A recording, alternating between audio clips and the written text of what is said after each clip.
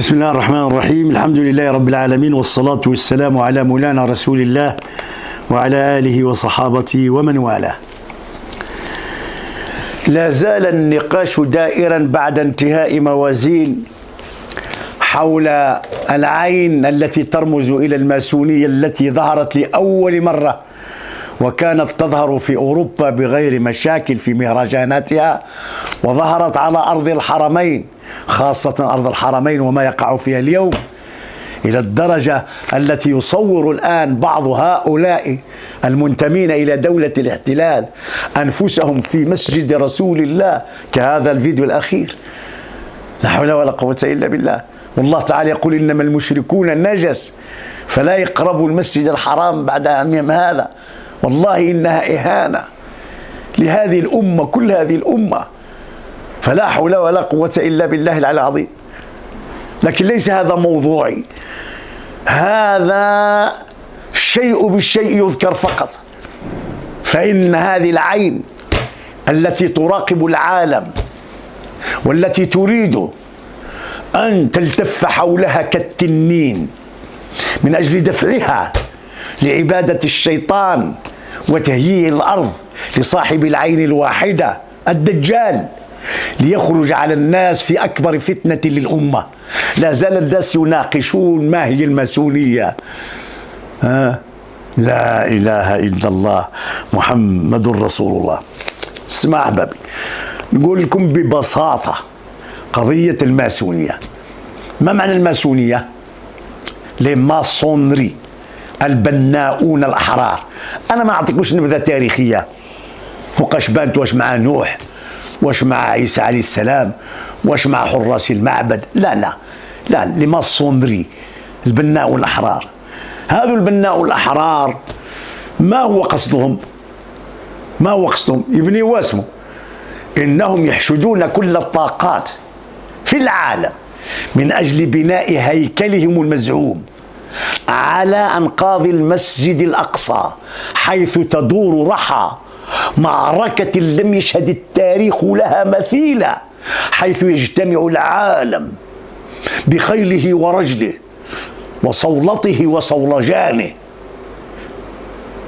البعيد والقريب، في البر والبحر والجو، من أجل تحقيق حلم الماسونية لماسونري. ولذلك لا أخفيكم أن الذين ينتمون إلى هذا الدين في أمريكا وفي كثير من بقاع الدنيا تجدي الغني المترف يبني فيلا فخمة جدا واسعة كثيرة المرافق، ولكن يترك جدارها الذي يواجه الزقاق مهدما، فيكبر أبناؤه متعجبين يسألون: ما أجمل هذه الفيلا، لكن لماذا يا أبتي لا نبني هذا؟ البناؤون: لماذا لا نبني هذا الحائط؟ يقول: لا يبنى هذا الحائط حتى تكتمل الفيلا وسكناكم الجميلة، حتى يبنى الهيكل على أنقاض المسجد الأقصى. الله! وشكون هم المشاركين فيهم مباشرة؟ أصحاب العهد القديم، الإنجيليين اللي هم بالملايين، زيد وهؤلاء الذين يسمون الصوصيون، ياك ماشي اليهود. هنالك من اليهود من هم ضد هؤلاء ويرون من أكبر الشؤم عليهم أن تبنى هنالك دولة وتمارس السياسة وتمارس هذا العدوان، وتعتبر هؤلاء خارجين عن دينهم. إذن هؤلاء هم الماسونيون، مقصودهم اسمه بناء الهيكل. لأن ابن غوريون حينما جاء لفلسطين لتحقيق وعد جمع هؤلاء على أرض الميعاد، كيقول لهم: لا قيمة لدولتنا بدون فلسطين، ولا قيمة لفلسطين بدون القدس، ولا قيمة للقدس بدون الأقصى، ولا قيمة للأقصى بدون الهيكل. يعني مركز الصراع كل شيء نتاع الماسونية هو أن لا يبقى القدس وأن لا يبقى المسجد الأقصى. لأنهم يعرفون أن من امتلك زمام تلك الأرض يحكم العالم. الله، لأن النبي صلى هناك بالأنبياء جميعا حينما أسري به من المسجد الحرام إلى المسجد الأقصى. مشيت بعيد عبد الله، راك بعدتنا. ايوا غير بغيت نقول لكم وصافي، بغيت نقول لكم ما معنى الماسونية. إذن هذه هي الماسونية، هذا أول هدف ديالها. الآن إن شاء الله تبارك وتعالى ما هي وسائلها؟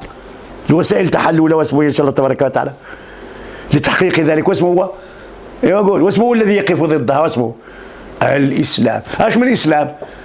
السني. اش من الإسلام سني؟ الذي يتبنى الإسلام في مجالاته كلها، ومنها الدفاع عن الأرض. الله، المقاومة. أولئك المرابضين على أرض الرباط لا يضرهم من خذلهم ولا من خالفهم.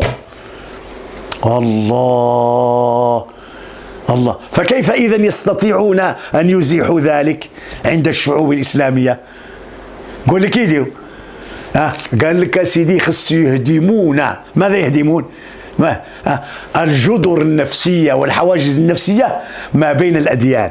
يعني ما يبقاش شي دين يستشعر أهله أنهم على الدين الحق، ولذلك داروا واسمه داروا الدين الإبراهيمي، والمعبد الواحد الذي يجمع المسجد والكنيسة والكنيس كما في الإمارات. التبشير بالدين الإبراهيمي. الله، الأولى. كيف يحقق ذلك؟ كيف يحقق ذلك؟ المسألة الأولى واسمه هي تشجيع جميع النسخ للدين الإسلامي المحرف. رب رب رب رب. تشجيع الرفض، الروافض. الله أكبر. والعمل من أجل التمكين لهم في أرض المسلمين. راح نولي ولا. ثانيا، شكون الدين الآخر؟ الدين ديال التصوف. شكون التصوف تاعشي؟ المنحرف، التصوف المنحرف، فهو ممول من قبل هؤلاء. ولذلك انتم ترون جامعة أمريكية تستقبل أحدا من هنا، من هنا من الشمال عندنا، كيلبس المرقع وكيدير محاضرة في جامعة أمريكية. فهؤلاء يحظون بالدعم. ولذلك تجدون هنالك تشجيع هذه المواسم وهذه الأضرحة وما يقع فيها من منكرات ومن شرك إلى درجة أن هنالك بعض هذه والعياذ بالله يأكلون فيها مثلا بعض هذه الأنعام حية. لا حول ولا قوة إلا بالله. إذن يشجعون هذه النسخ من التدين المنحرف. وزيد وزيد وزيد، تشجيع العلمانية، تشجيع الإلحاد، تشجيع كل حاجة كل حاجة. وهذه لها الآن ميزانيات ولها شكون؟ طريعة انتخبت واختيرت لكي تنتدب في بلاد المسلمين للقيام بهذا الأمر. هذه الأولى. إذن قضية الدين، إزالة الحواجز النفسية. وعند من يمشيوا في الأول؟ عند من يمشيوا؟ عند من؟ عند اللي ما عندهمش التزام تاع الدين واضح. كيتكلموا لهم على الدين الإنساني وعلى الإنسانية، ما يتكلموش على الإيمان بالإسلام. يتكلم على الإنسانية، الدين الإنساني، الرحمة الإنسانية. ولذلك يذهبون عند شكون هما؟ هؤلاء المترفون والأغنياء من أصحاب شكون؟ أصحاب هذه المهن الحرة، الأطباء، المحامون، المهندسون، وأكابر الموظفين. فيتدرجون في الماسونية على قدر انسلاخهم من الدين إلى الدرجة 33، وهي أعلى الدرجات، أن يصير فيها العبد زيد مسخرا تسخيرا كاملا لخدمة هذا الهدف في الأمة. إذا القضية ديال الدين هي الأولى، ورانا قلنا على كيفاش دير. المسألة الثانية باش توصل الماسونية إن شاء الله، واسمها وهو إشاعة الفساد. ماشي غير اللي حرموا الدين، حتى اللي هو ضد الفطرة. ولذلك انتم ما شفتوش ان شاء الله تبارك وتعالى في المهرجان، ما شفتوش غير العين، شفتوا حتى ذاك الرايه نتاع الملونه. يا الله. وجيء الى هذا المهرجان زيد في النسخ الماضيه بمن يعلن علنا انه والعياذ بالله يعني شمال. لا حول ولا قوة إلا بالله، لا حول ولا قوة إلا بالله. والثالثة إن شاء الله تبارك وتعالى قضية الدين. القضية الثانية الدعوة إلى الفساد والشذوذ. والثالثة واسمه هي أن تكون داعما لمن لتلك الدولة اللقيطة التي الآن تحظى بدعم الغرب والشرق، التي الآن تعتدي على إخواننا في أرض فلسطين، وهي التي خرجت بهذا القانون في الغرب اللي كتسمى معاداة السامية. أما طوفان الأقصى فالحمد لله بدأ يزيل خبث هذه الأفكار التي عمت في أوروبا وفي كل الديار من طرف أبطالنا إن شاء الله تبارك وتعالى، جزاهم الله خيرا بثباتهم. هذه المسألة الثالثة. الرابعة، يعمدون إلى خطة لتفقير الشعوب حتى لا تفكر إلا في بطنها، وتكون على أهبة لكي تبيع كل شيء من أجل لقمة العيش. يبقوا الناس يهربوا في القوارب، يبقوا الناس يا رب يكرهوا بلادهم، يبقوا الناس لا إله إلا الله. فيعمدون إلى خوصصة ما يسمى المستشفيات، خوصصة بحيث لا يستطيع الإنسان العادي الفقير أن يلج إلى المنظومة الصحية لتلقي العلاج. إذن كيف يكثر المرض وما تقدر تدير والو. ثم خوصصة التعليم، وهو الذي يعنى بتكوين العقول فيعم الجهل.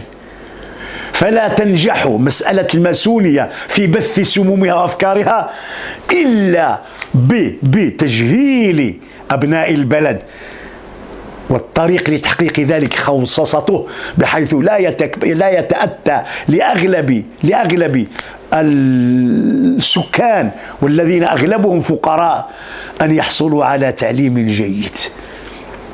ثم أيضا مسألة الصحة، لا يستطيع المسلم في بلده أن يحصل على الدعم للحصول على ضروريات إنقاذ نفسه من آلام الأمراض. إذن هذه بإذن الله تبارك وتعالى التي يعمل على تحقيقها الماسونيون، تحت أي اسم يندرجون ومع أي يعملون. فالمهم أن تعرف أنت من يكونون والأهداف التي إليها يقصدون والمشروع العملي الذي عليه يعكفون. قضية الدين، تشجيع الدين المنحرف، إزالة الحواجز النفسية بين المسلمين والآخرين. ثانيا الدعوة والعياذ بالله إلى إشاعة الفواحش على نطاق واسع. الثالث أن تدعم تلك الدويلة اللقيطة التي تحتل أرض الرباط. ثم بعد ذلك خوصصة المرافق الاجتماعية التي تقدم الخدمات الإنسانية في مجال التعليم أي العقول، وفي مجال الصحة أي الأبدان، حتى يقوم التنين بالسيطرة على مجتمع يريد أن يجعله في خدمة مقاصد أعداء هذا الدين. قال تعالى في كتابه الكريم: إنهم يكيدون كيدا، إنهم يكيدون كيدا وأكيد كيدا فمهل الكافرين أمهلهم رويدا. وهذه الآية تعجبني كثير من سورة إبراهيم.